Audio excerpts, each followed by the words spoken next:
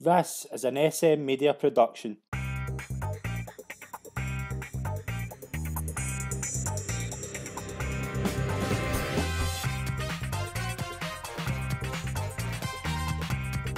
Hi everyone and welcome to episode 18 of SM Media's Road to Cheltenham. I'm Scott McPike, delighted to be your host as always. Joined as always by Calum McClurkin. Calum, it's not been the best of weeks when it comes to horse racing, but we do this show, basically, we do this show for fun. We do this show for basically ourselves to get on the road to Cheltenham. We do it for the viewers as well. Difficult to really say anything that hasn't been said, but we'll talk how you been and what's been your thoughts on the current situation we're all seeing over the weekend. Yeah, I'm fine, thanks. But the picture that I think everyone more or less has saw on social media in relation to Gordon Elliott was shocking.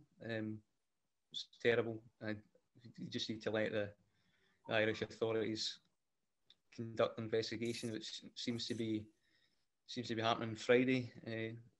Seems to conclude on Friday. So until then, all you can really do is just condemn the picture and move on. And I think the racing world was was really shocked by it until Monday, Tuesday, But then there was like a more united response in social media, wasn't there? With the true care that the horses get, and that's a real image of racing. Yeah, I couldn't agree more. I think what that situation has taught us is the horses are the main lifeblood of the sport, and everything. All the horses care is a number one priority. It's difficult to really say anything that hasn't been said, but we will obviously on Friday keep everyone updated on the findings of the investigation and what happens from here. But we'll be taking some fan questions as well. First question is, can you rank the top 5 Willie Mullins chances at the Cheltenham Festival? I've written 5 down, but I'll ask you for your top 5 first.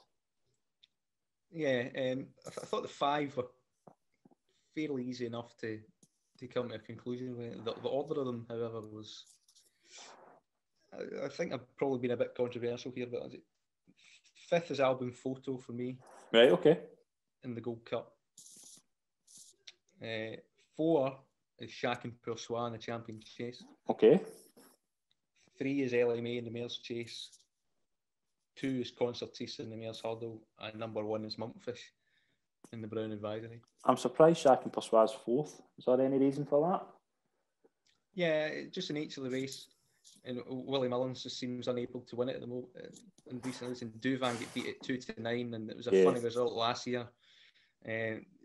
Just things tend to happen in that race that I'm a bit uneasy about taking an odds-on favourite on. Yeah, the more I think about it, the more I kind of look at the top 5. I've written my top 5 down. 5, I've got Kilcroot in the bumper. Obviously, we know that Sir Gerhard's going to run for Willie in the race. So I imagine maybe if Patrick doesn't get his pro licence, we don't know who's going to ride Kilcroot or Sir Gerhard. We don't know how they're going to be split, but I still think Kilcroot's the best bumper horse we've seen. 4, I've got to appreciate it. I know there's been a lot of kind of people saying that he's maybe the worst value favourite at the festival. I just don't think it's a good Supreme. I think he's the best of a poor race, and I don't see him being out of contention at all. 3rd, I've got Concertista in the Mares Hurdle. I do think obviously Dan Skelton said that Roxana is likely to turn up. I would be worried a bit about Roxana because I do think she's in better form now than she's ever been, even when she won the Mares Hurdle. 2, I've got Monkfish in the Brown Advisory. I just think he's rock solid, absolute superstar. And Shack and Persois number 1 because again, I just think it's a poor Champion Chase, and I think he's shown how good he is. He's the best jumper in the race. I don't think Cheltenham will worry him. I think Shack and Persois is probably my best banker of the week, to be honest. I think he's the best horse we'll probably see.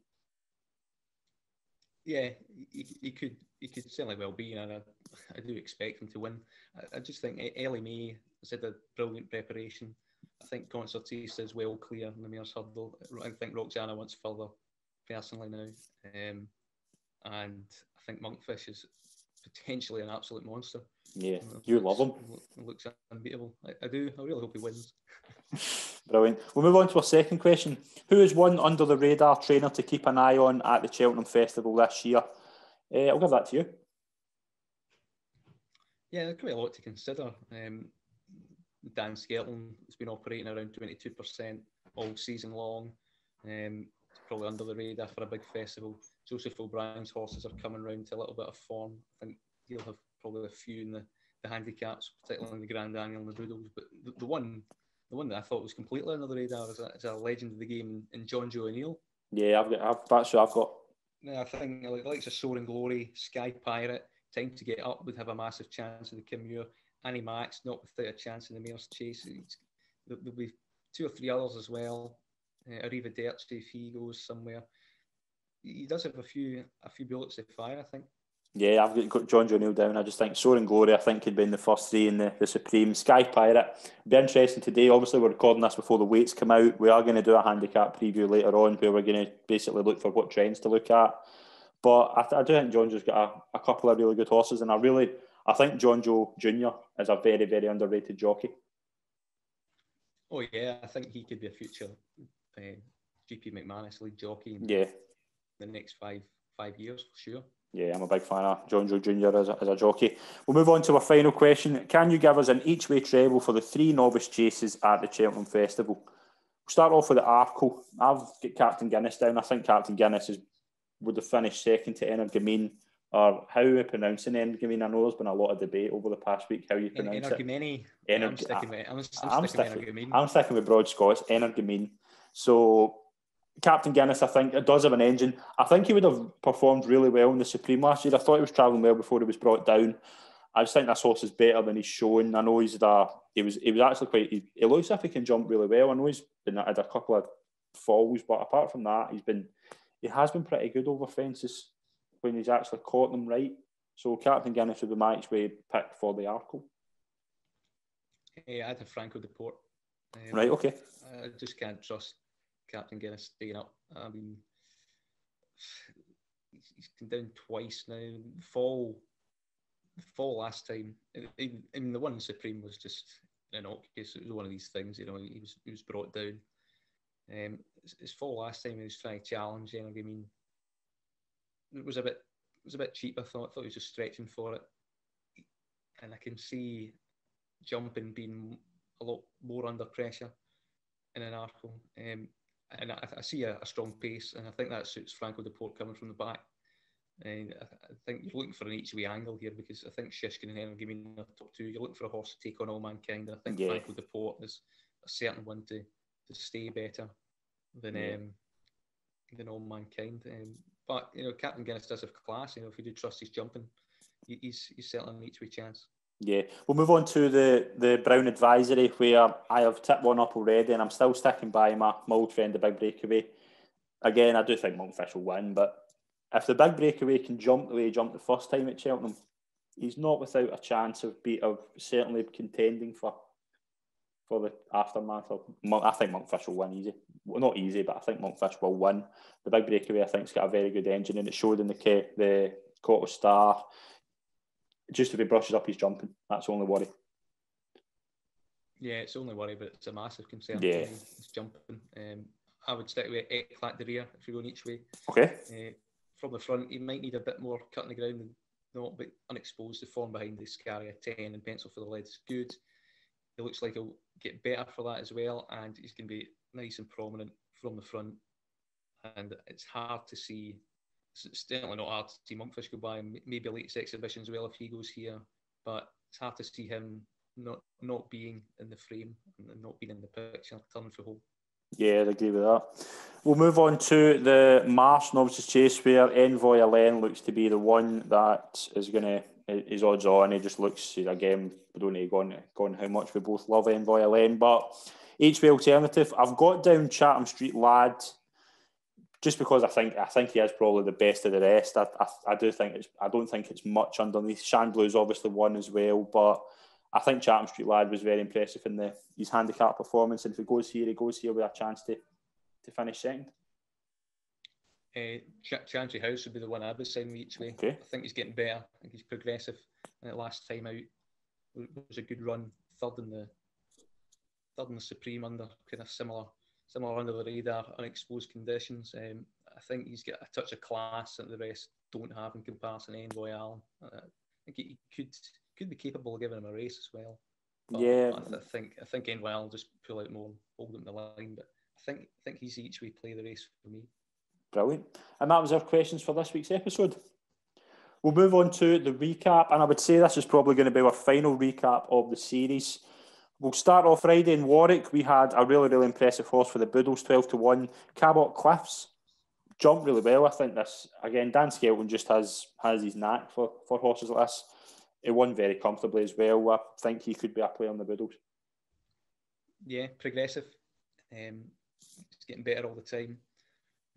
Handed a warm compliment to Dufflecoat, who's beaten him twice beforehand. Bigger field. There's a slight worry because I think he'll be quite prominent. He might try and make all, be dangerous from the front, but you don't really get any time out from the front in a Fred Winter like that. It's up £10 to 137. St Sam won't have to give much to beat him, and he's probably a better horse, so he will have an each way chance. He does have a nice profile. I just think that maybe a couple might be a bit better handicap than him now. Okay, we'll move on to Sardine Fairy House. I'm keen to get your thoughts on this. Tiupu won the juvenile hurdle and beat your tip, Tax for Max. When it comes to what was the keenest horse in history, I would say Tax for Max probably was. But again, I took a lot out. I thought Tax for Max was actually travelling really well considering the start he had. Tiupu as well, really, really impressive. 20-1 for the Triumph. What do you think of both horses? We'll start off with Tiupu. Yeah, he was polished, clean from the front. It wasn't the eye-catching, wonderful turn of foot at the end, like another massive Triumph favourite was later on. But it was professional. It confirmed that the effort, when it was 50-50 with Humdor going over the last, that was quite a good run. It's a decent level of form. It's getting better. He looks uncomplicated. Whether they go over for the Triumph now is really does seem up in the air. Mm-hmm. So I'm not sure on that front. Yeah. Tax for Max was pulling so hard. Were you encouraged? I was encouraged. I mean, he obviously has talent. I'd obviously like to see him win, but he was pulling his head out. He was above horizontal head carriage, which is quite strange. But to maintain the gallop and go to the line like that is quite something. Mm-hmm. Does he play a factor in the Triumph? Well, it doesn't really matter because I've cashed out. I've already made money on him because he was 40-1 and now he's 20-1. You've got to cash out. You have a bit of a win element as well. So he was just overpriced in his profile, and I think he confirmed he has a serious talent. He obviously needs to learn to settle. They went too slow for him though as well. I think a fast-paced Triumph further would potentially really suit. He must have some engine to keep going like he did in the line, pulling so hard because he'd been entitled to just weaken totally out of it. Yeah.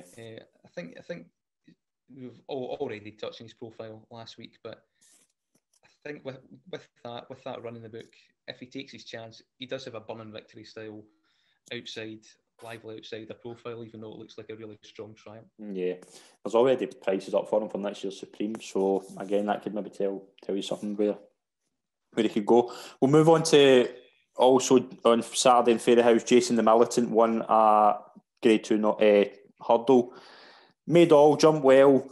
Again, obviously, is he going to get that kind of that level of kind of front running in the champion hurdle? Do we think if he goes there? He's 33-1. What did you think of him? Well, he's entitled to take his chance now after that because he gave weight in a beating to Petit Mouchoir, who's mid 150 horse, albeit probably declining. It's a great ride as well. You assume that he won't have Rachel Blackmore on board if he does go here. Yeah. He's just improved all season. His 7-year-old finally gave a bit of strength to the Morgiana form for Abacadabra, but again, that's up in the air with him.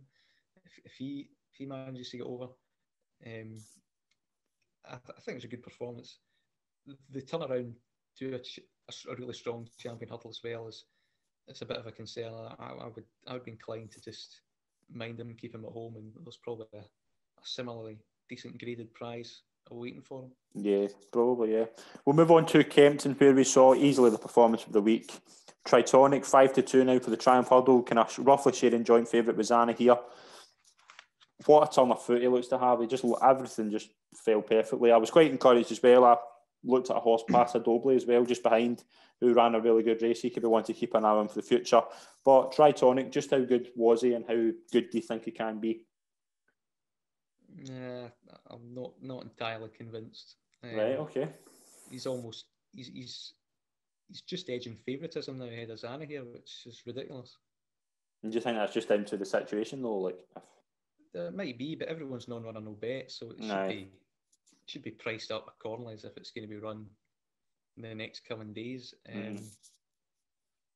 He was visually impressive, but he's just beating the same horse again by a bit further. With one race maidens in behind. And the Kempton form, the trial, in recent years, it's not been a great indicator. I mean, what we need to do is look at last year. Yeah, we had the solo bandwagon last year, and it just. I think this horse is better though. I think he is. I wouldn't dismiss his claims at all. I'd just begrudge the price. I think she'd be 5-1, not 5-2. I think she'd be more in line with Colixios's price than Zanahere's. Purely in the substance of his form. Right, okay. But he does have a great flat pedigree. His jumping, I don't think, was good. He absolutely walked through the second last. You won't get away with that in a Triumph, though. It doesn't matter what engine you have. But he powered to the line quite well. I think Cheltenham will be suitable. It's not quite Kempton-esque at a right-handed flat tracks, but he does seem to have a finishing kick. He will stay, but the Adonis form recently for trials is a bit worrying. I mean, Alan King's won 3 of the last 5. Radishan was 10-11 favourite and he won at a canter. He was 6th of 9 at 7-1 2018. Master Blue Eyes, 13-2 winner of it in 2017. He went off 8-1 and he was 10th of 15. Zubair 2016, Paul Nichols trained. He won it. He won Adonis easily. Yeah. 13th of 15 at 11-2. 2019, Fussell Raffles won it 4-1, but he missed the festival because he sustained a win. But he won at Punchestown. He won the juvenile Grade 1 there, but that was right-handed and he had a bit more time to recover. And with solo, he was 64 favourite, won by a street, and then he was 4-1, 8-13 last time. Zarkander's the last one that done the double. Yeah, 2011. Yeah, that was a decade ago. It's enough of a worry for me to put any horse, to put most horses off at 5-2, 9-4 to do the double. I just think it's just a little bit too short. Right, okay. Very good. Sunday in Hereford, we saw a horse called Bothwell Bridge for Nicky Henderson. 20-1 now for the Albert Bartlett. I thought it was a nice performance. What do you think about Bothwell Bridge? Think he could sneak into the frame? It was, and he could in an open race. The turnaround again's not ideal, so I'm not sure if he's going to go. He did give a nice collateral form boost to Brave Man's Game, though. So I think connections with them would be quite pleased. The race was a bit marred though by Exploiteur, the second favourite, who that's right. suffered a fatal fall, unfortunately. So he didn't quite get the race that seemed to be panning out in the home straight. Yeah, we'll move on to Nace on Sunday as well. We saw a nice horse called Zofanian. Won very well, 14-1 for the Boodles. He's looked a bit immature in his starts before this, but he looked as if he's turned a corner and he showed a real nice turn of foot as well. Yeah, it was a better attitude, wasn't it? Turned over by Drew Jolter last time when he seemed to have every chance and kind of threw in the towel. Albeit though this was an easier race to win. He's got a £10 height for that, 129. He'll get in the Boodles, but now he's only £4 behind Drew Jolter. I don't see enough evidence that he would reverse that form in a fair winter. Yeah, I would say he's a nice horse to keep an eye on. Again, I would kind of slightly prefer Drew Jolter. Monday in Punchestown, we didn't see Great White Shark in this race, but we saw Black Tears, who run really, really well. 16-1 now for the Mare's Hurdle. I still think that's pretty big, to be honest. It's pretty big, but she was running level weights off horses that she's a stone, 2 stone better at 2-5. But again, obviously second in a Coral Cup last year. It's back to that form. Yeah, she'd have an each way chance. It was a nice. She would have done more work at home, I'd imagine, in the race. Being a bit of a buzzkill, but I think there's a lot of recency bias, particularly juveniles. The bounce as well for Tritonic to be a bit worried, but Echoes of Rain was quite good. Yeah. She's staying at home, and the bumper winner Jerry Colombe is certainly one to watch for the future. Yeah, I think he could be very, very good next year. Those are two horses that I liked anyway. Mm-hmm. But I just think the recency bias and towards Cheltenham, it does put me off a little bit of the potential bounce factor.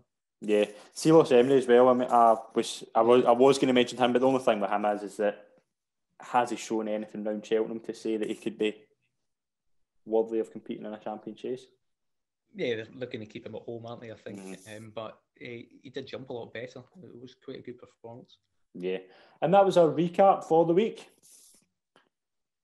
We'll move on to our special preview for this week's episode, and we're going to take a look at the handicaps. Now, the only thing is the handicap weights will probably be out by the time we put this show out. So we're recording this just before we believe the handicap weights are going to go out. What we're doing here, though, is basically just telling you what trends we think you should be following to pick the winner for all the 9 handicaps at the festival, and roughly what kind of weights we think could kind of play a part, could be a good way kind of bit to follow in the race. We're going to head over to our statistician Calum, who's going to tell us what to look for. Yeah, try to do all these in chronological order. As the way the meeting goes. So start with Ultima. 5 of the last 7 winners have come from the first 3 in the betting. Right. So Kim Bailey will be pleased because Happy Go Lucky's almost favourite. Yeah, we've got a wee announcement about that later on in the episode. I'll be pleased about that. 10 of the last 12 winners have been aged 7 or 9. 7 to 9 anyway. It's a race that's tended to be dominated by the Brits.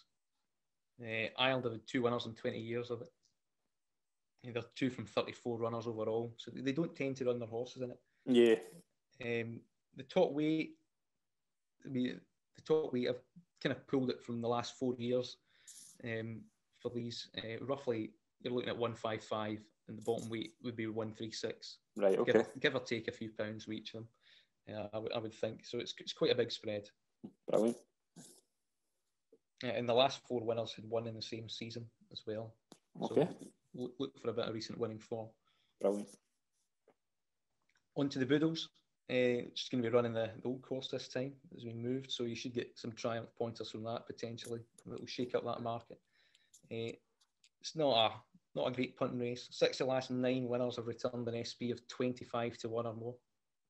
Right. Yeah. So that's the last 7 winners have carried between 11 stone and 11 stone 8. So don't look for featherweights, and the class tends to come to the 4 at the top of the weight. So you're looking for a borderline good enough triumph hurdle runner, to be honest.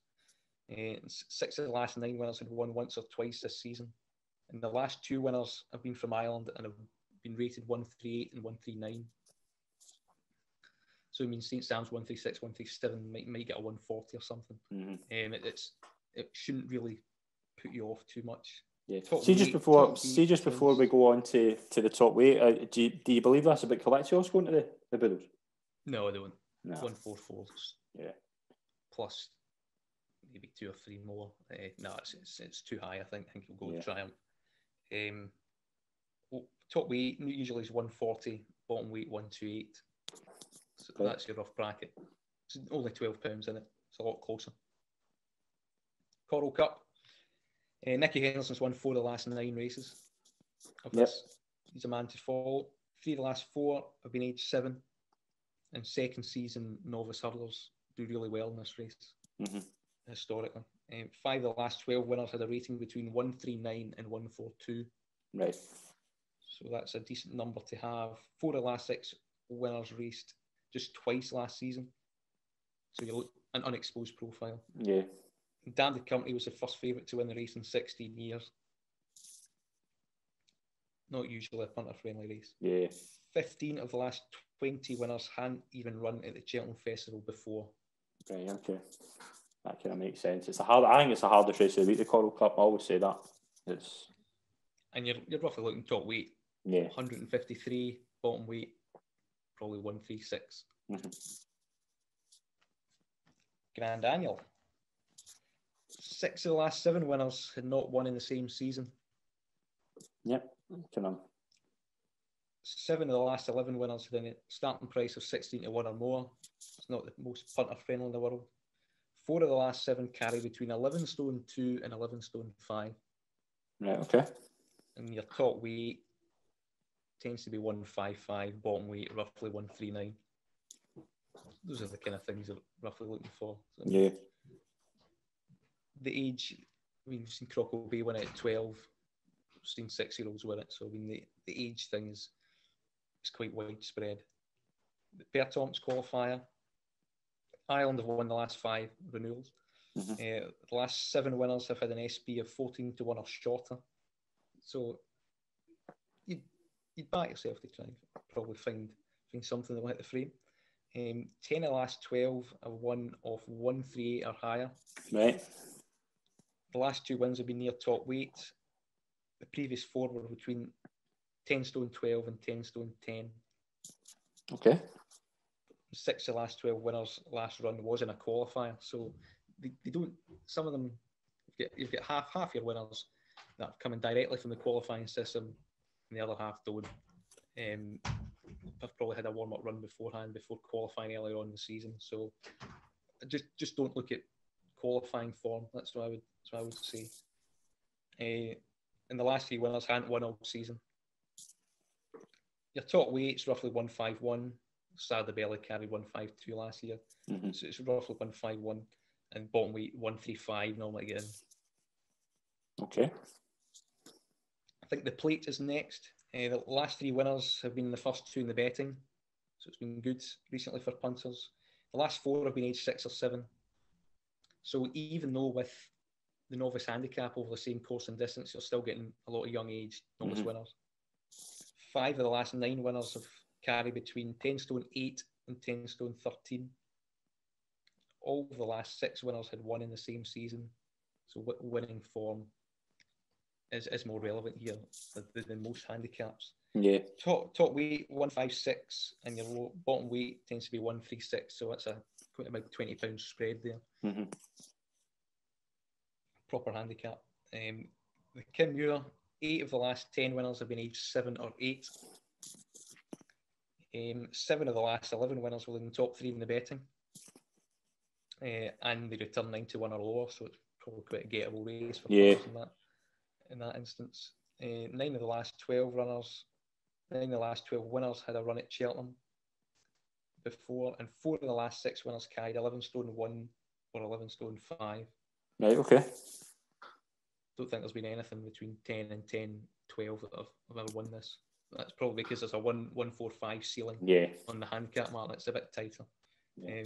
All the last 7 winners had not won in the same season. So look for something that's not really showed that much, but it's still a good horse, but it's probably protected its mark to get in. Yeah. Top weight's 145. Your bottom weight is 135. Brilliant. So there's only tends to be about a £10 difference. Yeah. To get into these. County Hurdle into Friday. The light is there, people. 9 of the last 12 winners have been aged 5 or 6. Willie Mullins or Dan Skelton have trained the last 6 winners between them. 3 each. 7 of the last 10 winners had a rating between 137 and 139. 6 of the last 12 winners had an SP of 20 to 1 or higher. So it's not tends to be punter friendly. So basically look for Mullins or Skelton and something lightly raced and very unexposed, I think.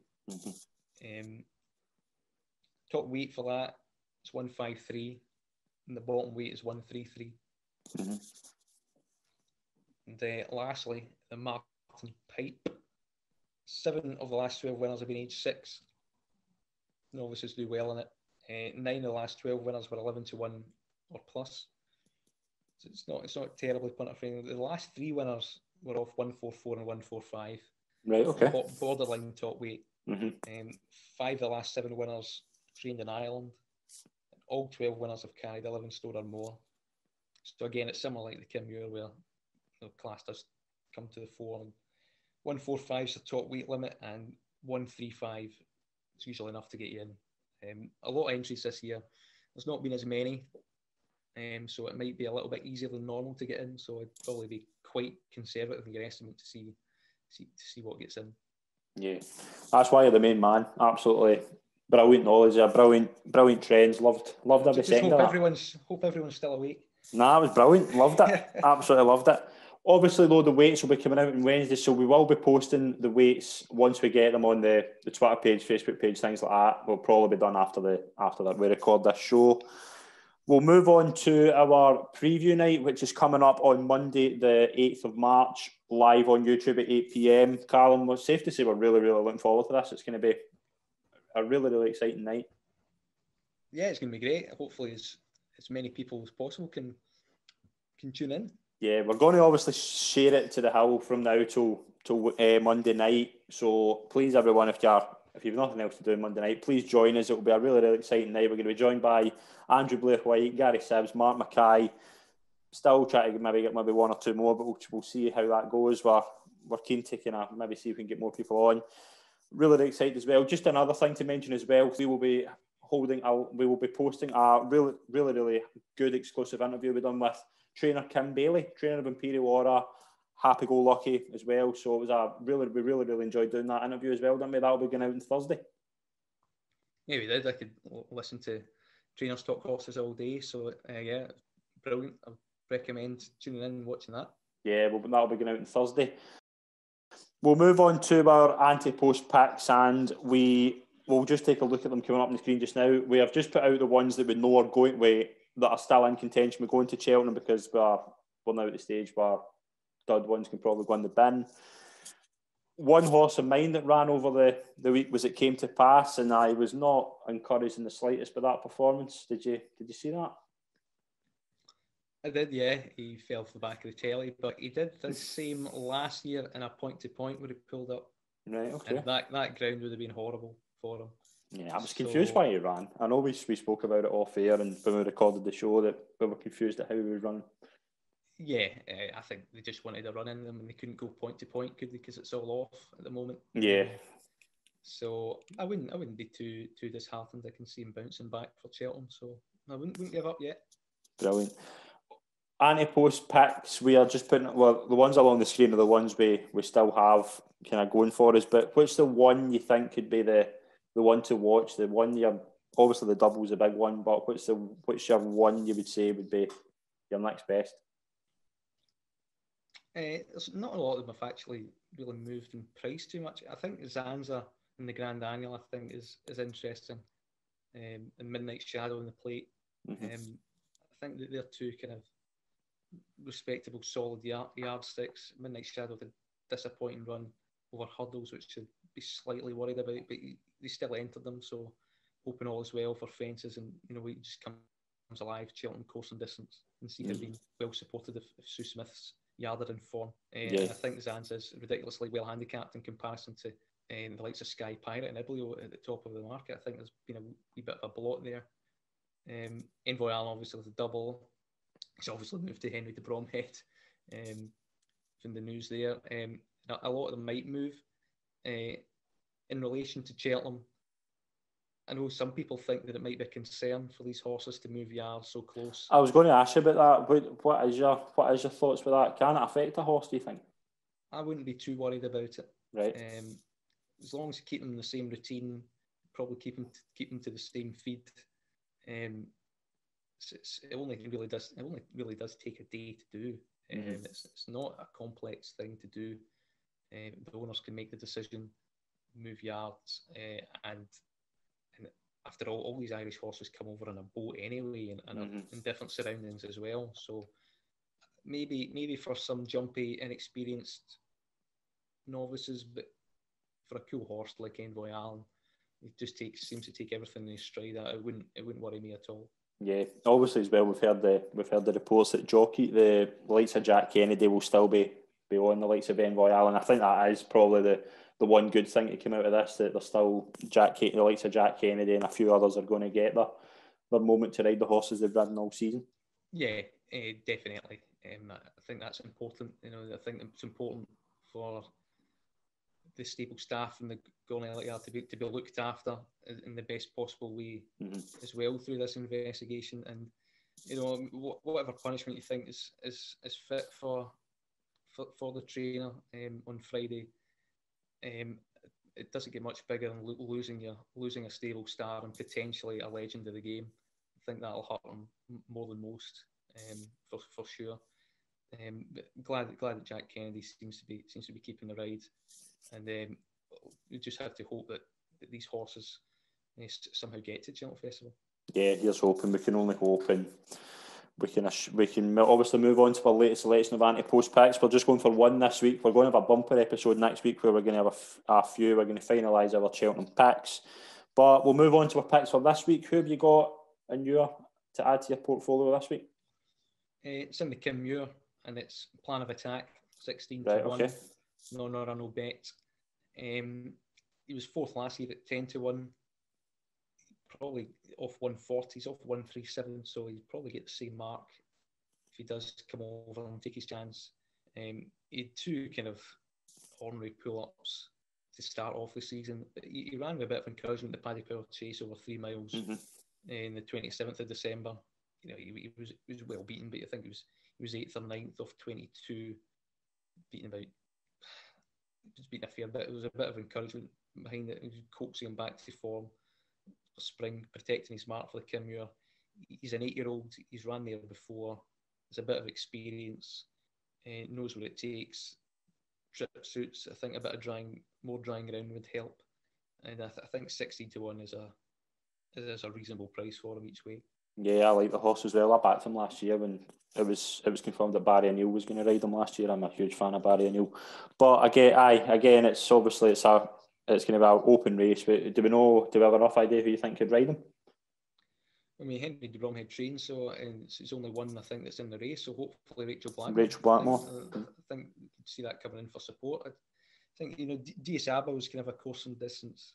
I think I can see these horses that have been there before coming back and being well supported on the day. And I think Plan of Attack's one that's kind of slipped under the radar in comparison to some short price favourites over on that race. Yeah, I'd agree with that. I like Plan of Attack as well. We'll move on to my Ante Post picks, and I'm quite astonished I've not put them in already, but I'm just going to get them in. It's in the Stairs Hurdle, and I'm going to just put in the horse I think is going to win it. I think Time Hill at 72 for the Stairs Hurdle. I'm going to put him in right now. I think he will reverse the form with Paisley Park. I think that race will be ridden slightly differently. I think Time Hill, he was very, very impressive in last year's ballot, just got short of racing room. Won very well in his first run back and was just outstayed by the better stayer. But I think the horse is going to be running differently this time. Wouldn't take any discouragement away from that performance I think it was the Long Walk Hurdle. Mm-hmm. I just think it's going to be a different Time Hill on the day, and I think he is finally going to get his mark in the Cheltenham Festival. I think he's going to win. Time Hill at 72. Yeah, obviously there's a leading chance, doesn't he? Him and Paisley Park seems slightly clear on everyone else in the form book. I'm probably slightly team Paisley on the two at the moment, but opinion can change, flip flop day to day. It's an open race, and Time Hill has every chance. Wouldn't put anyone off him. Yeah, I love the horse. Loved him last year in the Bartlett, so I'm going for Time Hill. And that is us for this week's episode. It was probably an episode that we're worried about how we're going to do and things like that. But again, it's just a pleasure as always to do this show with Calum and as well. When we love the Cheltenham Festival, when the Cheltenham Festival's 2 weeks away, and although there's a lot going on in the background, it's important to think of the positives in horse racing right now and look ahead to what is for sure going to be as always an epic 4 days in the racing calendar. It's bigger picture as well. We've all been in lockdown for a whole year. Yeah. So, a lot of people have been highlighting this week and desperately trying to get through to then. So albeit what we've seen is disappointing and the investigations are underway and you've got to wait for the conclusions. You've got to do the bigger picture as well. You've got to move on. Yeah, definitely. Thanks very much for tuning in, everybody, and I hope you can all join us on Monday night for our first ever Cheltenham preview night. Me and Callum are really looking forward to it, and we hope to see everyone there. Thanks very much, everyone. We'll see you soon. Cheers.